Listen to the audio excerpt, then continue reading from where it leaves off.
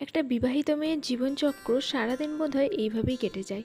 তার মধ্যে থেকেই যারা নিজেরা এক্সট্রা কনসিয়াস থেকে নিজেদের লাইফটাকে সাজাতে পারে তাদের জীবনই মনে হয় সুন্দর হয়। Hello everyone, new day new beginning. আমি লিপি স্টাডির তরফ থেকে নতুন একটি ব্লগ নিয়ে আজকেও এসেছি তোমাদের সামনে। আশা করছি তোমরা সবাই খুব ভালো আছো, আমরাও খুব ভালো আছি। তো তোমরা পুরো ব্লগটা দেখতে থাকো আর এনজয় করো।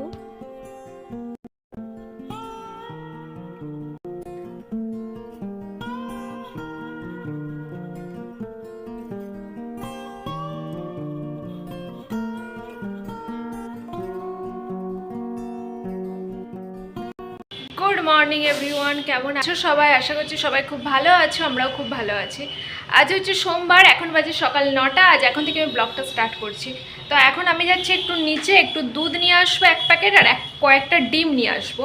অ্যাকচুয়াল ব্রেকফাস্টে আজকে দুধ কর্নফ্লেক্স খাওয়া হবে, তো দুধটা শেষ হয়ে গেছিলো, মানে অল্প আছে। আর কর্নফ্লেক্স খেতে গেলে তো একটু বেশি দুধ লাগে, তাই আমি চট করে একটু নিচে থেকে গিয়ে নিয়ে চলে আসছি। আর আজকে কিন্তু ওয়েদারটা খুব সুন্দর, একদম ঠান্ডা ঠান্ডা হাওয়া দিচ্ছে। তো চলো আগে দুধটা নিয়ে আসি, তো তারপরে কথা হচ্ছে। তোমাদের সাথে নিয়ে দুধটা আনতে যাবো। তালা খোলা আছে, এখন গেট খোলা হচ্ছে। আর আমাদের ওই দিকে দেখতে পাচ্ছ সোফার অবস্থা খারাপ না, ওটা ঠেলে ইয়ে করে দাও। আমার নেওয়া হয়ে গেছে, এখন আমি চলে যাচ্ছি। এই যে দুধ আর ডিম নিতে তো আমার ব্যাগ আনতে সবসময় ভুলে যায়, তা আজকেও ভুলে যাচ্ছি। তো এটাতে অসুবিধা হচ্ছে না, আগে যাই। আজ আমি তোমাদের সামনে এই সমস্ত কাজকর্মের মাঝখানে আমার এই ব্লগিং শুরু করার পিছনে আমার ব্যাক অফ দ্য মাইন্ড কী কাজ করেছে সেটাই শেয়ার করব। একদিন আমি অনেক স্বপ্ন নিয়ে এসএসসি পড়তে গেছিলাম। ওই গল্প তো তোমাদের অনেক শুনিয়েছি, বাট এসএসসি তো পরীক্ষা হলো না, আর হওয়ার কোনো গল্পই নেই। তারপর আমি মনে মনে ভাবতাম অনেক আপুদের ভিডিও দেখে যে আমিও ভিডিও বানাই। আমার মনে আছে অনেক দিন আগে আমি 2-1 বার ভিডিও বানানোর প্র্যাকটিস করেছিলাম, বাট তখন আমার কনফিডেন্টটা এতটাই লুজ ছিল যে আমার একটা ক্যামেরা দিয়ে ভিডিও বানিয়ে সেটা যে অন্যের সামনে পাবলিশ করব সেই রকম মানে কনফিডেন্ট ছিল না। তারপর হঠাৎ করে ওকে বলার পর থেকে, মানে আমার হাজব্যান্ডকে, যে আমি এইভাবে ভিডিও বানাবো, ও একদিন আমাকে জোর করে বলে ঠিক আছে তুমি একটা ইন্ট্রো ভিডিও তৈরি করো। বাট ইন্ট্রো ভিডিওটা যখন তৈরি করি তখনও কিন্তু আমার কথা অনেক আটকে গেছে। অনেক মানুষজন আমাকে বলেছে যে তোমার কথা তো আটকে যাচ্ছে, কিভাবে হবে। তো আমি কিন্তু হাল ছাড়িনি, মাঝে মাঝে আমি বন্ধ দিয়ে দিয়েছিলাম। মাঝখানে একবার প্রাইমারি পরীক্ষার নোটিশ বেরিয়েছিল, তখন আশা রেখেছিলাম যে হয়তো আমি প্রাইমারিটা পেয়ে যাব, আর ব্লগিং করার কোনো দরকার নেই। কিন্তু প্রাইমারি পরীক্ষা হয়ে গেল, সব কিছুই হলো, ওখানে বিএডদের বসতেও দিল না। তারপর আস্তে আস্তে কালের নিয়মে ব্লগিংটাকে আমি ভালোবেসে ফেললাম। এটা কিন্তু টাকার জন্য নয়, আমি কিন্তু এখনও পর্যন্ত একটা টাকাও পাই না। কিন্তু একদিন যদি না ভিডিও বানাই আমার কিন্তু মনে ভীষণ দুঃখ হয়। ইনফ্যাক্ট আজকে যে ভিডিওটার ভয়েস আমি দিচ্ছি, সেটা যে আমি কোন পরিস্থিতিতে দিচ্ছি সেটা আমি বর্ণনা করব তোমাদের পরের ব্লগে। তোমরা যারা আজকে আমার ভিডিওটা দেখছো তারা হয়তো আমার এই নর্মাল লাইফটা দেখতে পারছো, বাট আমি অনেক হেকটিক শিডিউলের মধ্যে থেকেও আজকে আমি মানে অনেকটা সময় ম্যানেজ করে এই ভিডিওর ভয়েস ওভারটা করছি। এখন এটাই আমার ভালোবাসা হয়ে গেছে। আর একটা সময় আমি যখন পড়া নিয়ে ব্যস্ত থাকতাম তখন না এই দুটোর মধ্যে আমার দ্বন্দ্ব চলতো। কোনো সময় আমার মনে হতো যে আমি কি এটা বেছে নেব, পরে কি আমার আফসোস হবে আমি পড়াশোনাটা করছি না দেখে। কেননা পৃথিবীর সবাই জানে যে পড়াশোনা করে যে গাড়ি ঘোড়া চড়ে সে।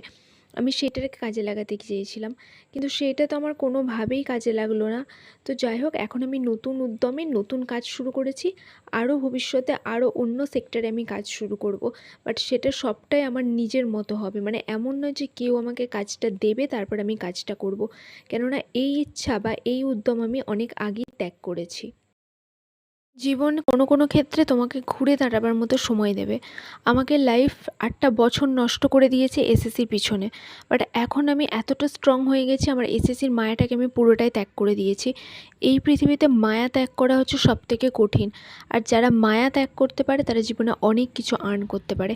অ্যাকচুয়াল কী বলো তো, আমি সবসময় মনে করি তুমি যদি পরিবর্তন না চাও তুমি একজন ভীতু মানুষ। যে লাইফে পরিবর্তন ভয় পায় তার মধ্যে কোনো কনফিডেন্ট নেই, তার মধ্যে কোনো মানে জোর নেই। বাট আমি না চিরকালই মনকে সান্ত্বনা দিয়েছি যে না, আমি পরিবর্তনকে কখনো ভয় পাবো না। যখন স্কুল কলেজে পড়তাম অনেকে মন খারাপ করে বলতো ক্লাস শেষ হয়ে যাবে, বাট আমি কি ভাবতাম জানো, যে এই ক্লাসটা না শেষ হলে আমি অন্য ক্লাসে যেতে পারবো না, আরও উঁচু জায়গায় যেতে পারবো না। আমি স্কুল না কমপ্লিট করলে কলেজে যেতে পারবো না, কলেজ না কমপ্লিট করলে আমি ইউনিভার্সিটি যেতে পারবো না। একটা কলেজের স্টুডেন্টের মানে পরিবেশ বা পরিস্থিতি যেমন থাকে, একটা ইউনিভার্সিটি স্টুডেন্টের অবভিয়াসলি থেকে বেশি থাকে। তারপর আমি যদি হায়ার স্টাডিজে যাই সেখানেও অনেক রকম এক্সপিরিয়েন্স থাকে, তো এই সব কিছু মিলিয়ে আমি এইভাবে নিজেকে তৈরি করেছি। বাট তার মাঝেও মানুষের মনের মধ্যে দ্বিধাদ্বন্দ্ব চলে।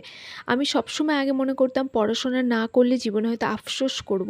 বাট এখন আমার আফসোস হচ্ছে যে আমি এতটা পড়াশোনা করে জীবনে আফসোস করছি।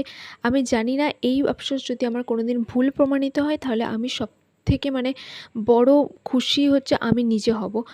তবে আমি এটা মনে করি জীবনে চলতে গেলে পড়াশোনার দরকার। পড়াশোনা ছাড়া কোনো দিকে এগোনো যায় না।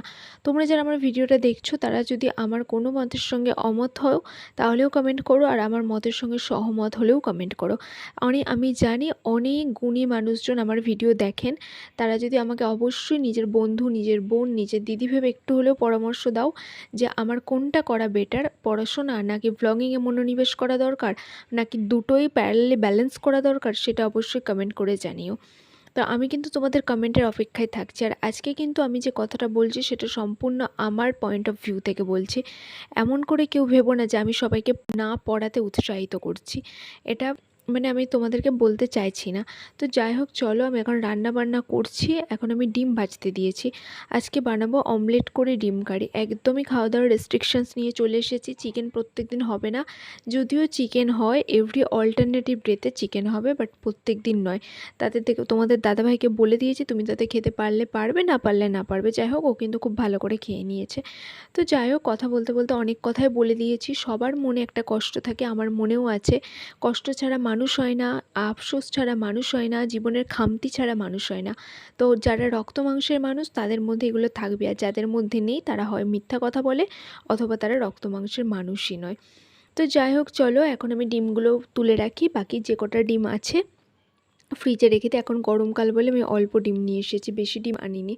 তখন তো নিচে গিয়ে দেখলে যে ডিম নিয়ে এলাম। আর এই যে এখানে আমি করে ফেলেছি ডিম কারি।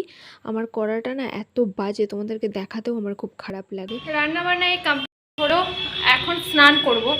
আজকে আমাদের এখানে একদম হই হই রই রই রব। আজকে আসছেন আমাদের এখানে তৃণমূল সাংসদ অভিষেক ব্যানার্জি।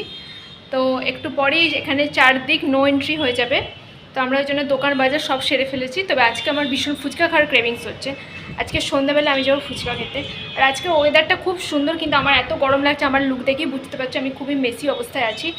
যাই হোক, এখন আমি স্নান করে নিই, তারপর ফ্রেশ হয়ে আবার তোমাদের সাথে কথা বলছি। আরেকটা জিনিস আমি তোমাদেরকে দেখাতে চাই। ঠিক আছে, কি দেখাতে চাই? অনেক দূরে একটু তাকিয়ে দেখো, এই যে দেখতে পাচ্ছ এখানে একটা কমলা রঙের পলাশ ফুল গাছ দেখা যাচ্ছে। এটা এত সুন্দর, আমি প্রত্যেক দিন সকালবেলা উঠে এই জানলার ধারে দাঁড়িয়ে এই গাছটাকে দেখি। প্রথমে যখন আমি দেখলাম তখন আমি বুঝতে পারিনি, আমি হচ্ছে কোনো বাড়িতে হয়তো কোনো অরেঞ্জ কালারের কোনো কাপড় বা কোনো ত্রিপল দিয়ে ঢাকা আছে, বাট দেখলাম পুরো পলাশ ফুলে ভর্তি। আমার যতদূর মনে হচ্ছে ওটা পলাশ ফুল। আমি যদি ভুল হয়ে থাকি অবশ্যই সংশোধন করে দিও। আর দেখো বাইরের পরিবেশটা কি দারুণ লাগছে না? হেভি লাগছে।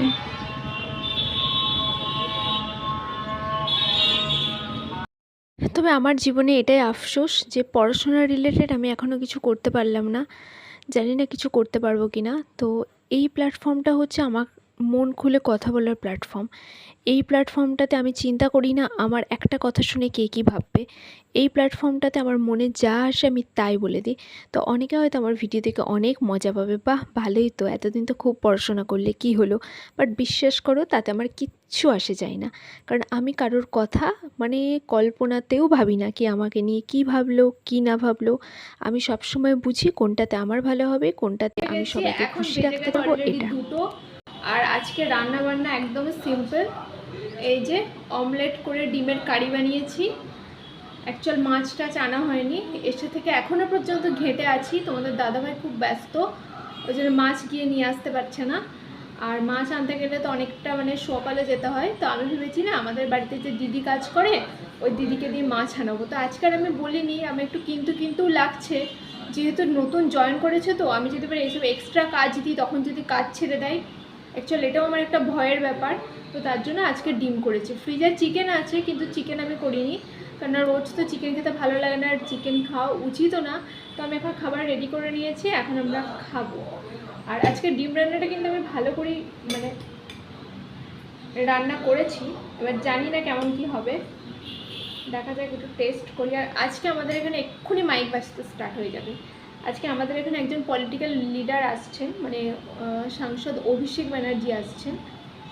তো তার জন্য তো একটু পরেই নো এন্ট্রি। তো সব কিছু মিলিয়ে আজকে একদম মানে ঘেটে তারপর ওয়েদারটা মেঘলা, কিন্তু প্রচুর গরম, এতটা গরম হচ্ছে যে আমি কি বলবো, আমার খুবই কষ্ট লাগছে। তো এখন খাই, তারপর এক গাদা তরমুজ খেয়ে পেট ভরে গেছে। তরমুজগুলো একদম বাজে খেতে, বিচ্ছিরি খেতে যাকে বলে।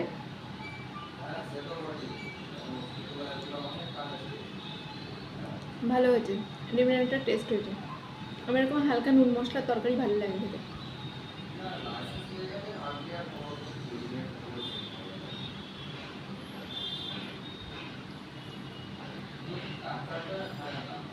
এই যে অমলেট, অমলেট খাবো।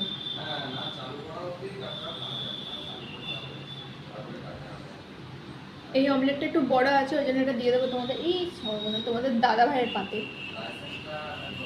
ছোটটা আমি খাবো। যাই হোক, চলো খেয়ে নিই। প্রচুর হাওয়া দিচ্ছে, মনে হচ্ছে জানলা ভেঙে পড়ে যাবে। অনেক দিন অপেক্ষার পর অবশেষে বৃষ্টির দেখা মিলেছে। তখন আমি চলে গিয়েছিলাম বারান্দায় একটা ক্লিপ নিতে। অনেক দিন পর বৃষ্টি দেখা গেছে, সোদা মাটির গন্ধ বেরিয়ে গেছে। মেঘ ডাকছিল, মানে বিদ্যুৎ চমকা ছিল, কিন্তু এত তাড়াতাড়ি যে হালকা বৃষ্টি হবে এটাও বুঝিনি। তবে এই যা গরম, এই গরমটা এই বৃষ্টির কাছে কিছু না। এই গরমটাকে কভার করতে গেলে মুষলধারে 2 থেকে 3 ঘন্টা বৃষ্টি হতে হবে। যাই হোক, আমাদের চাটা খাওয়া হয়ে গেছে, আর আমি আজকে একটা অন্য জিনিস দিয়ে চা খেয়েছি, দেখবে কি? সেটা হচ্ছে মুড়কি। আমার অনেকদিন ধরে ইচ্ছা করছিল চিড়ে দই আর মুড়কি মেখে খাবো। তখন আমি চিড়েটা খুঁজে পাচ্ছিলাম না, মানে মুড়কিটা খুঁজে পাচ্ছিলাম না। আজকে ফাইনালি মুড়কিটা খুঁজে পেয়েছি, এখন আমি মুড়কি দিয়ে চা খেলাম। তখন ফোনটা চার্জ হচ্ছিল বলে তোমাদের সঙ্গে আর শেয়ার করতে পারিনি।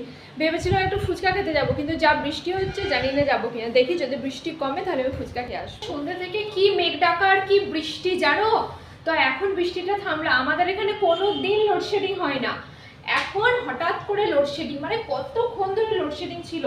আমি তো এমার্জেন্সি জ্বালিয়ে জ্বালিয়ে সব কাজ করলাম, এখন এই কাপড়গুলো গোছাচ্ছি। সব কাজ বলতে মানে ভাতটা বসালাম আজকে, ডাল আলু ভাতে আর ডিম ডাল না, ঘি আলু ভাতে আর ডিম ভাজা। আর আমি ভেবেছিলাম হয়তো কারেন্ট আসবেই না, আমাদের এখানে বাজারের মধ্যে তো কারেন্ট খুব একটা যায় না। তো এখন হঠাৎ করে কেন গেল এটা বুঝলাম না। তাই যাক, সব কাজগুলো হয়ে গেল। আর আজকে আমার বান্ধবীর সাথে আমি চুটিয়ে গল্প করছি জানো, তার জন্য না আমি আজকে মানে সব কিছু লেট হয়ে যাচ্ছে আমার। তো এখন এগুলো গোছাবো, তারপর আবার তোমাদের দাদাভাই যখন আসবে তখন খাওয়া দাওয়াটা হবে। আর একদম ওয়েদার ঠান্ডা হয়ে গেছে যাকে বলে, এত সুন্দর ওয়েদার, একদম ঠান্ডা, কি ভালো লাগছে। ট্যাঙ্কের পানিটা তাহলে জাস্ট হাত দেওয়া যাচ্ছে না, মানে এত সুন্দর হয়ে গেছে সত্যি। মানে আল্লাহ চাইলে কি না হতে পারে, ওই হচ্ছে অবস্থা। ঠিক আছে চলো, এখন এই সমস্ত কিছু গোছানো গাছানো করে নিই, কারণ এগুলো তো ফেলে পড়ে আছে আর ভালো লাগছে না। যদিও ওয়েদার ভালো হয়ে গেলে এখন এনার্জি দ্বিগুণ হয়ে যাবে, ওয়েদার ভালো হয়ে গেলে এনার্জি তো দ্বিগুণ হবেই হবে। বৃষ্টি হলেই আমার অপেক্ষা থাকে আমি হেয়ার অয়েলিং করব। তো এখন আমি হেয়ার অয়েলিং করে নিচ্ছি, ওখানে তোমাদের দাদাভাই বসে বসে খাচ্ছে, আমার আগে খাওয়া হয়ে গেছে। মানে তোমাদের দাদাভাই এসে মানে হাত মুখ ধুতে ধুতে আমার খাওয়া হয়ে গেছে, কারণ আমার এতটা খিদে পেয়েছিল। আমি ভাত নিয়ে বসেছিলাম, আর ভাত সামনে থাকলে তো এমনি না খেয়ে থাকা যায় না। তো আমি বলছি তুমি খাও, ঠিক আছে, আমি এখানে বসছি আর আমার কাজটা মেটাচ্ছি। তো এখন চুল টুল ভালো করে বেঁধে নেব, তারপর এখন বিছানাটা ভালো করে ঝাড়তে হবে। মানে ঝড় হয়েছে তো বিছানা একদম কিচকিচে হয়ে গেছে। তো দেখো আমি চুল টুল বেঁধে নিয়েছি, এখন বিছানাটা সুন্দর করে ঝেড়ে আমরা মানে একটু ব্যালকনিতে যদি দাঁড়াই তো দাঁড়াবো, তারপর শুয়ে পড়বো। এটাই প্রত্যেকদিন আমাদের রাতের বেলার কাজ। এই দিনটার জন্য ওয়েট করছিলাম, কবে একটু বৃষ্টি হবে আর কবে একটু চুলে তেল দেবো। গরমে না আমি একদম চুলে তেল দিতে পারি না, আমার ভীষণ ইচিং হয়। আর আজকে আমার মাথাটা একটু একটু ব্যথা করছে, তাই জন্য না আমি একদম চুলে তেল দিয়ে নিয়েছি। আর সমস্ত কিছু মানে বিছানা টিছানা ঝেড়ে নিলাম। তারপর আবার হঠাৎ করে তোমাদের দাদাভাই হচ্ছে বিরিয়ানি নিয়ে এসেছে, বাট আমার এত খিদে পেয়ে গেছিলো, আমি ডিম ভাজা আলু ভাতে ঘি এই সমস্ত রেডি করে ফেলেছিলাম। তো আমি আর বিরিয়ানি খাইনি, ওই বিরিয়ানি খেয়েছে। না আজকে যা ভালো ওয়েদার না, বিরিয়ানির অনেক ডিমান্ড বেড়ে গেছে। তো বিরিয়ানি, আর যে যে দোকানটা রাস্তাতে আছে ওদের দোকানেও মানে বিরিয়ানি কম পড়ে গেছে রাতের বেলা হঠাৎ করে। তো যাই হোক, বিরিয়ানিটা একটু অল্প আছে, আমি কালকে খাবো। আর আজ দেখছো কত গাড়ি যাচ্ছে, আজকে রাস্তায় বৃষ্টি হচ্ছে, ওয়েদারটা এত সুন্দর লাগছে, কিন্তু এত গাড়ির আওয়াজ, যখন গাড়ি যায় তখন তো কথা মানে শোনা যায় না। তো যাই হোক, আজকে আমি মানে খুব ভালো লাগছে ওয়েদারটা। আর কয়েকদিন ধরে আমার একদম রাতে ঘুম হচ্ছে না, কেন জানি না, সকাল হতে না হতে আমার একটা পিছুটান কাজ করছে। আমি সবসময় ঘড়ি দেখছি কটা বাজে কটা বাজে কটা বাজে এরকম অবস্থা। তো গরমের মধ্যে এরকম অবস্থা হচ্ছে। তো যাই হোক, আমাকে চুলে তেল দিয়ে খুব খারাপ দেখতে লাগছে, তোমরা এটা ইগনোর করো আমার লুকটা, আমার কথাটা শোনো। তো চলো আজকের ব্লগটা আমি এই পর্যন্তই রাখছি, জানি না তোমাদের কেমন লেগেছে। যদি ভালো লাগে প্লিজ পুরোটা দেখো, আর যারা নতুন দেখছো তারা অবশ্যই চ্যানেলটা সাবস্ক্রাইব করে বেল বাটনটা প্রেস করে দিও। তো চলো টাটা, গুড নাইট, আবার কালকে দেখা হচ্ছে একটা নতুন ব্লগে।